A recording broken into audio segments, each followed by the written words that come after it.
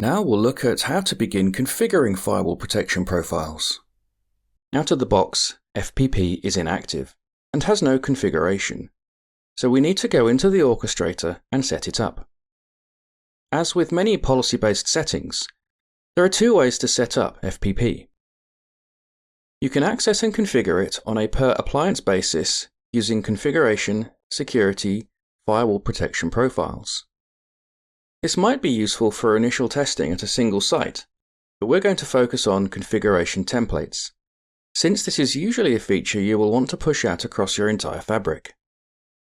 If you want to do some testing at just one or two sites, we'd still recommend setting up a template group, so you don't have to copy over the settings later.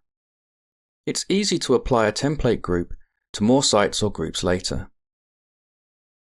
The first step is to select or create your template group.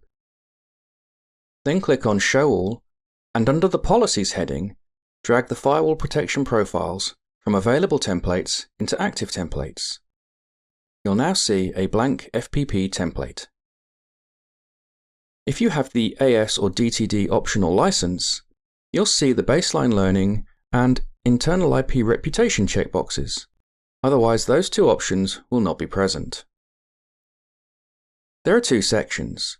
Profiles contains one or more sets of configurations which we'll look at in detail shortly.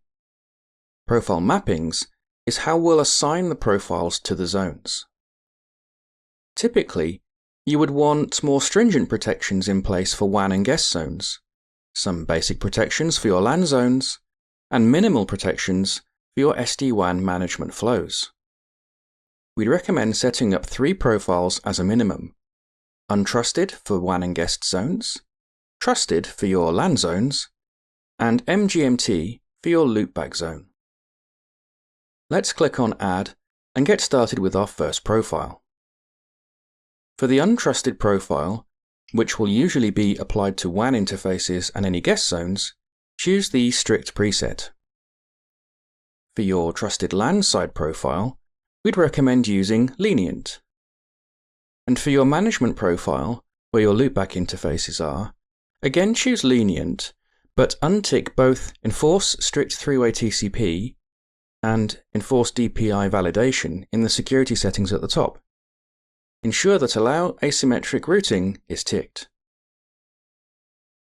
This means that if your SD-WAN has any unintentional or unknown asymmetry present, the FPP engine will not drop or block these management connections between the orchestrator and the EdgeConnect appliances.